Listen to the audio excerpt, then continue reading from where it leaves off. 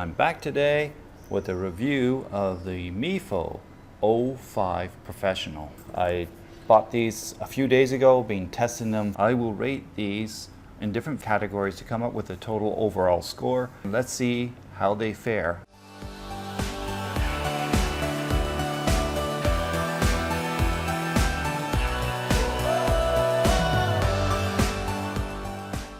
Let's do a little bit of spec. These are Bluetooth 5.0. They come with a carrying case. They advertise 7 hours runtime on each earbud, 100 hours with the case. They contain some tactile buttons. This is the professional version as opposed to the standard version, which is a balanced armature, and that gives you quite a different sound from the standard version, which is a dynamic driver. IPX7 rating. We'll touch on that a little bit later. This is the case. I think it's quite nice. Got a little flip-up lid and teeny tiny little earbuds. Take a look at that in my ear, just to give you the size idea.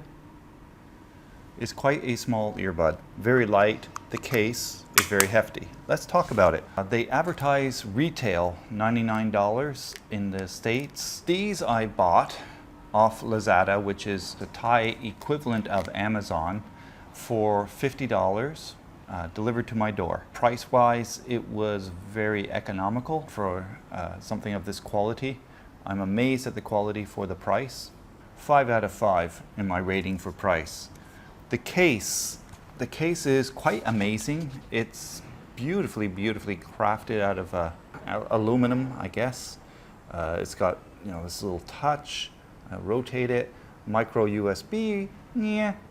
Back is quite plain, a little printing on it. It's got this interesting hinged mechanism. You see that? And the earbuds just sit inside there. But what's amazing about the case is the battery life of the case. It's got a 2,300 milliamp battery in there. It's quite heavy.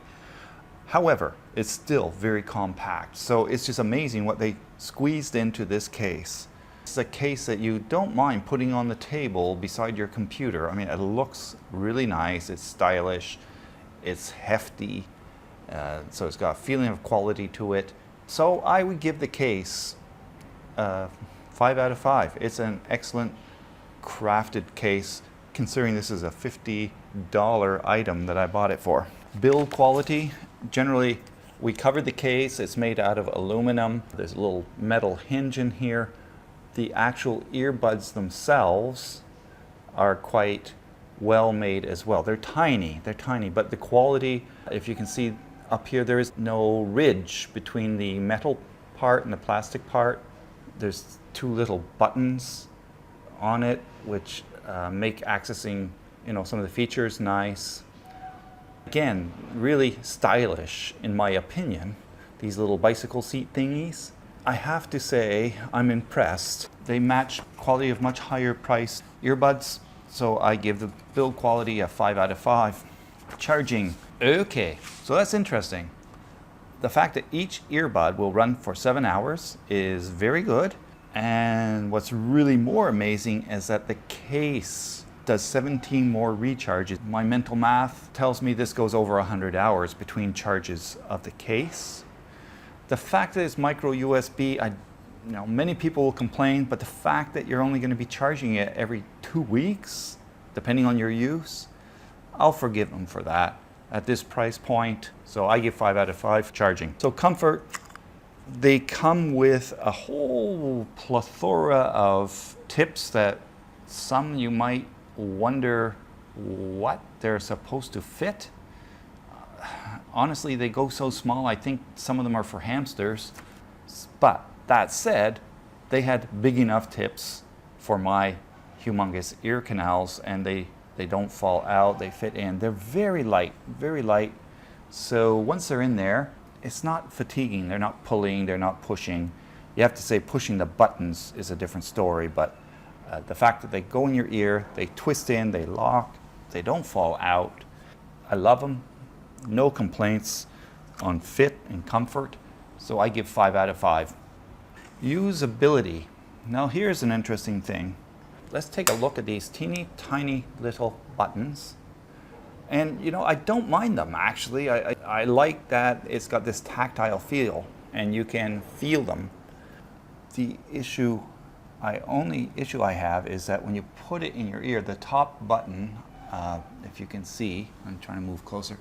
The top button is located up here. I can feel it. It's under my finger. I remove my finger. It's okay. It's easily accessible. The bottom button gets lost depending on how they're locked in under your ear. So the bottom button's there right now. At times it gets in behind. You have to kind of pull your ear down to access it. So that is kind of a negative in my opinion. The IPX7, incredible. I love it. I wear these in the shower. So roll it. Show the shower shot. So I've been showering with these 3 days, no problem at all. No problem at all. If you love tunes in your shower, you know, these are one of the few earbuds that are going to withstand that kind of water treatment. And actually IPX7 means that you drop them into water up to 1 meter deep for up to 30 minutes. The fact that, you know, you're always with a charge for 100 hours, great usability feature. The little buttons, the way they arrange the buttons on these are kind of weird, that you would, you know, left, volume down, right, volume up. That makes sense, but what doesn't make sense is right top button does volume up, left bottom button does volume down. It's like they're drawing this X through your head with the buttons. I don't like it. I guess once you get used to it, it's okay, but as I pointed out, sometimes the bottom button is hard to reach. So I would prefer that the volume controls be on the top of both, but they're not. Other usability features, it has hear through. What happens is the volume seems to decrease a little bit and you get some feed through from outside sound. So it's really built for listening and hearing the outside sound. Whereas I prefer that I could just pause my music, hear what someone's saying to me and not try to listen to both at one time, but I can understand if you're jogging, if you're cycling and you want to hear both, this is fine. So usability, they're quite okay. The buttons are quite tactile. When you push them, they do go quite into your ear. You can use each one individually. They pair individually to your devices. So if you're one of these people who like to listen to stereo in mono, and it's there for you. I would give it about 4 out of 5 for usability. There are some things they could do better. Let's talk a little bit about the app. There is none.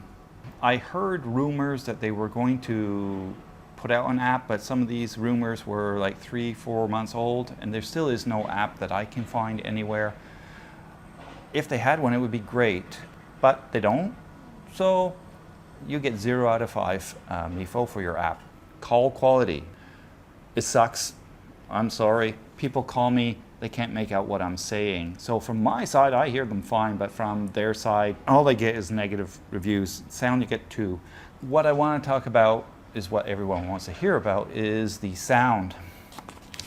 To me, first impressions are always the most telling of experiences. And I put them in, I say, that's very clear, very precise kind of sound. And I think that's due to the balanced armature driver that's used in this. This is the Pro version. It has a balanced armature driver. The standard version uses a dynamic driver. So what I've heard is the standard version has a little bit better bass, but doesn't have the clarity of these. Sound quality, right, balanced.